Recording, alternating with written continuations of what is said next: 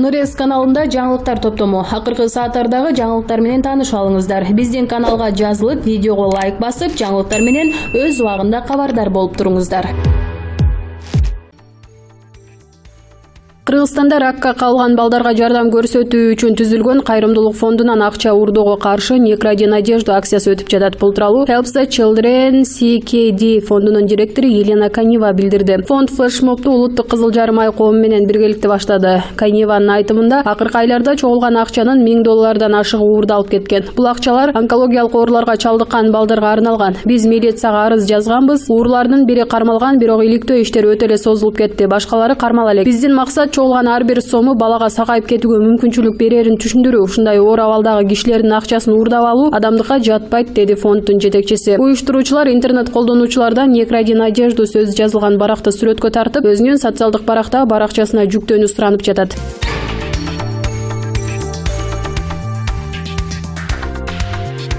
Бишкекте өрт чыккан Антошка кафесиндеги жарылуудан 1 киши мерт болду. 13 адам жаракат алып, баары ооруканага жеткирилди. Бул Саламаттыкты сактоо министрлиги кабарлады. Анын маалыматына ылайык, жабыркагандардын 3-өө жаш балдар. Алар дарыгердин кароосунан кийин үйлөрүнө жөнөтүлгөн. 9 адам номер 4 травматологиялык ооруканага жеткирилди. Кырсык болгон жерде жүргөн кабарчыбыздын маалыматы боюнча жарылуудан кийин өрт толук өчүрүлгөн. Бүгүн 8 ноябрь күнү болжол менен саат 13:45 чамасында Бишкектин Эркиндик жана Чүй көчөлөрүнүн кесилишиндеги Антошка кафесинде жарылуу болгон. Алгачкы маалыматтар боюнча газ баллон жарылган. Учурда кырсыктын себептери такталууда.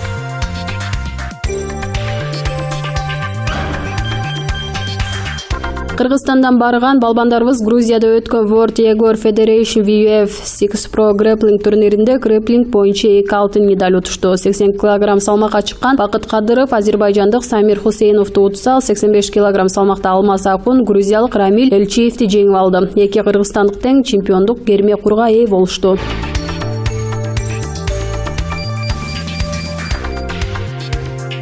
Жогорку кеңештин депутаттары Ирина Карамушкина, Асель Кодранова, Альфия Самыкулина камактагы мурда президент Алмазбек Атамбаев менен жолугуп чыгышты. Карамушкина Атамбаев менен 4 ноябрда жолугушканын Фейсбукта баракчасына жазды. Эл өкүлү Атамбаев абакта китеп окуп, спорт залга барып жатканын жазган. Карамушкинанын жазганына караганда, Атамбаев номер 1 тергөө абагында жаткан тарапташтарына кабатыр болуп, укук коргоо органдары эгерде өзүнүн күнөөсүн далилдей алса, отурга даяр экенин, бирок балдарды кое бериши зарылдыгын, алар экс-президентти мыйзамсыздыктан гана коргошконун айткан. Ошондой Карамушкина Атамбаев Жээнбековдорду кечирүүгө даярмын дегенде ойду айтканын жазды. 7-8 августта Алмазбек Атамбаевди кармоо операциясында кой таштап күч органдарынын бир кызматкери окко учуп, дагы бир тобу ар кандай деңгээлде жаракаттарды алган. Мындан кийин Атамбаев камакка алынып, азыр анын жакындарына тиешелүү мүлктөрү текшерилүүдө. Атамбаев учурда улуттук коопсуздук боюнча мамлекеттик комитеттин тергөө абагында отурат, ага бир нече оор беренелер менен айып тагылууда. Булак жаңы орду.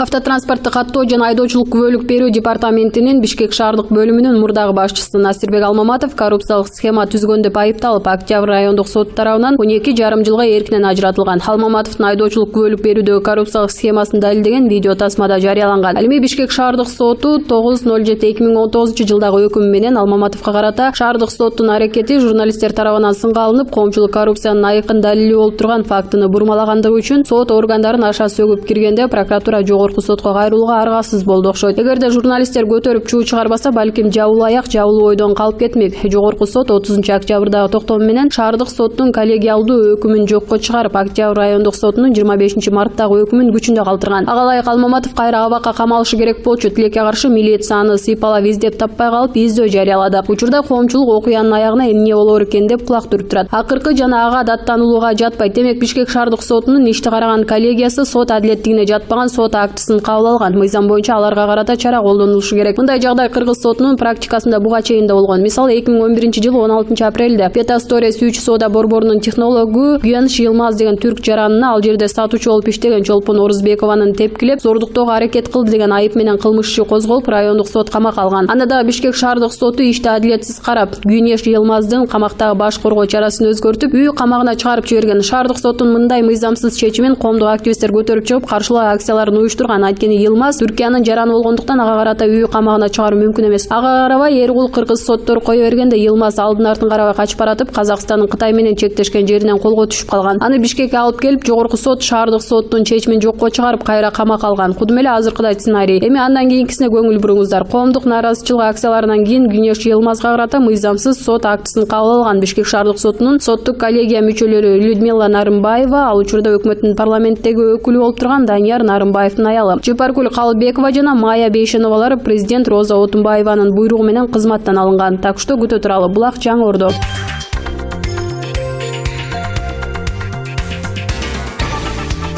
15 ноябрда социалдык фонддун жана милдеттүү медициналык камсыздандыруу фондунун 2020 жылга бюджети жана 2021-2022 жылдарга божомолу жөнүндө мыйзам долбоору талкууланат. Парламенттик талкууга мамлекеттик жана жергиликтүү өз алдынча башкаруу органдарынын, өкмөттүк эмес уюмдардын, жарандык коомдун өкүлдөрү катышат. Өлкөнүн 2020 жылга карата республикалык бюджети жана 2021-2022 жылдарга болжолуу жөнүндө мыйзам долбоору өткөн аптада Жогорку Кеңештин бир катар тармактык комитеттеринде каралган. Кыргыз өкмөтүнүн маалыматы боюнча келерки жылдын бюджетине киреше 163,7 миллиард сом болсо, чыгаша 173,6 миллиард сомду түзөт. Ортодогу тартыштык 9,9 миллиард сом.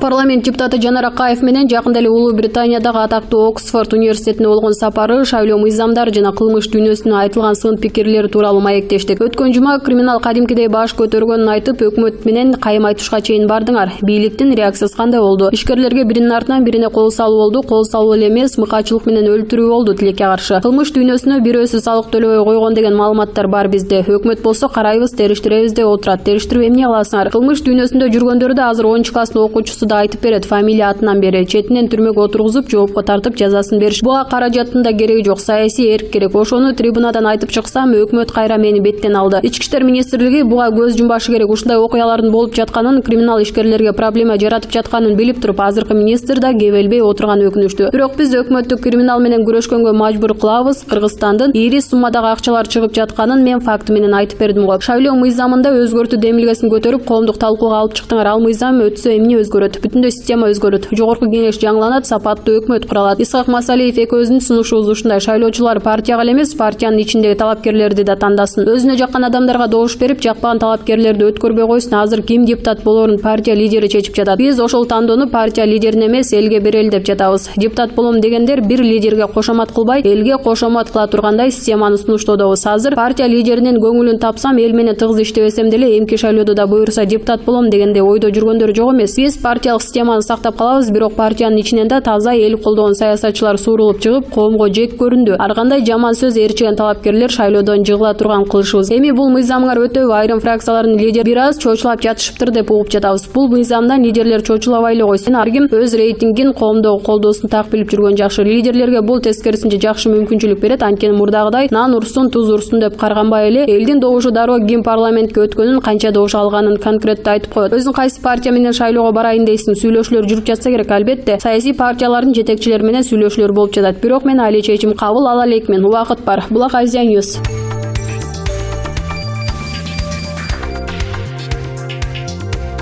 Басма сөз күнүнүн алдында президент Жээнбеков Кыргызстандагы негизги ЖМКлардын жетекчилери менен жолугушуу өткөрүп, алардын расмий түрдө 30га жакын алемий чай үстүндө андан көп суроолоруна жооп берип, өлкөдөгү саясий, социалдык жана экономикалык маселелер боюнча кеңири пикир алмашты. Ошол жерде президенттик кызматты аткарганга киришкендигине толугу 2 жыл толгондо дагы маалымат жыйынын өткөргөнгө убада берди. Ага деле бир айдай эле убакыт калды. Турукташкан коомдо сенсациялуу нерселер болбойт. Эгерде басма сөз күнүнүн алдында жолугушуусун мамлекет башчысынын бул жылдагы эң башкы маалымат жыйынынын алдындагы репетиция катарында карасак, анда 2 ноябрдагы жолугушуу жөнүндө эмнелерди айтууга болот. Андан журналисттер биринчи кезекте эл өздөрүн кызыктырган суроолордун бардыгына жоопторду ала алыштыбы? Ал деги Сооронбай Жээнбеков прагматик, эмоция менен эмес, дайыма акылга, тажрыйбага таянып сүйлөгөн оор басырыктуу жетекчи саясатчы. Бул жагынан анын ЖМКлардын жетекчилери менен жолугушуусу биз күткөндөй сенсациялык же күтүлбөгөндөй эч нерселер айтылбады. Экинчи жагынан бул өлкөбүздүн саясий, социалдык жактан биротоло турукташып, түшө баштагандыгын айгинелейт. Адатта алдын ала жакшылап ойлонулуп пландаштырылган жолдо баратканда эч кандай адаттан тышкаркы нерселер болбой тургандыгы түшүнүктүү. Ошон үчүн суроолордун басымдуу көпчүлүгү алдыдагы парламенттик андан кийинки президенттик шайлоолор мамлекет башчынын бир туугандары, жакындары менен болгон мамилелери жөнүндө болду окшойт. Ашанын катачылыктары качан оңолот? Акыркы 5-6 жылдан бери күч органдарында иштегендер үчүн мамлекеттин эсебинен жүздөгөн баатирлер курулуу жана курулууда. Жолугушуунун алдында Таластагы прокуратура органдарында иштегендердин бир бөлүгүнө кызматтык баатирлердин ачкычтары тапшырылды. Эмне үчүн андай баатирлер мугалимдер, маданият кызматкерлери же журналисттер жана социалдык мекемелерде иштегендер үчүн курулбайт? Же укук коргоо органдарынын, УКМКнын кызматкерлеринин, судьялардын, социалдык абалдар мугалимдердикинен, журналисттердикинен да начарбы? Антип Айдан же Марстан келгендер гана болжошпосо, кыргызстандыктардын антип ойлобой тургандыгы бештен белгилүү эмеспи? Атамбаевдин социалдык теңдик жөнүндөгү түшүнүгү таптакыр башкача болчу. Прокуратурада, УКМКда иштегендер үчүн акысыз баатирлерди куруу анын тушунда башталган. Бирок анын адекваттуу эмес чечимдерин, саясатын оңдоп түзүп, реалдуулукка жакындашырууга эбак мезгил жетти го. Бизди жолугушууга катышкандарды өлкөбүз үчүн аба менен суудай болуп турган жогорку Нарын каскадындагы, Камбаратадагы ГЭСтердин тагдырлары таптакыр кызыктырбагандыгы өзгөчө таң калтырды. Биз бир убакта электр энергияларын экспорттоочу өлкө болсок, азыр акырындап импорттоочуга айланып, эгерде кыш оор болсо, айылгычта көчөлөрдү, маалелерди кезектештирүү өчүрүү башталары маалымат каражаттарынын өкүлдөрүн таптакыр кызыктырбайбы? Же азыр эл үчүн электр жарыгы менен отун көмүрдөн өткөн маанилүү эч нерсе жок экендигин билишпейби? Эгерде ЖМКлардын жетекчилери ушул маселелерди көтөрүшсө, мамлекет башчысы жоопторун айтпак. Алар баш мыйзамды реформалоого караганда элди көбүрөөк кызыктырмак. Жогорудагыларды биз ичибиз бышкандыгынан улам айтып жибердик. Бирок жалпысынан мамлекет башчысы жалпыга маалымдоо каражаттарынын жетекчилеринин суроолоруна ынанымдуу жоопторду бергендигин белгилей кетүүбүз зарыл. Баш мыйзамды өзгөртүү боюнча эч кандай референдум өткөрүлбөй тургандыгын, өз ыйгарымдарын кеңейтүүгө аракеттенбесин, ошондой эле алдын ала мураскорду да даярдабасын ачык айтты. Албетте, ал элдин бир бөлүгүнө жаккан жок. Менин бир туугандарым боюнча маселе аябай талкууланууда. Негизги эл дагы анын ичинде мен дагы үй бүлөлүк башкаруудан коркуп калгам, деди Жээнбеков. Бир туугандарга келсек, атам менен апама рахмат, баарыбызды жогорку окуу жайларында окутту. Иним Асылбек тууралуу талкуулар көп болуп келе жатат. Ал мен президент болгонго чейин эле депутат, андан кийин спикер болду. Аны менен сыймыктанам. Бирок бизде ушундай жазылбаган мыйзам бар. Бири-бирибиздин иштерибизге кийлигишпейбиз. Туугандарым башкалардын иштерине аралашып жаткан фактылар болсо айткыла, иниме, туугандарыма чара көрөм. Кландык башкарууну болтурбайм, андай болбойт.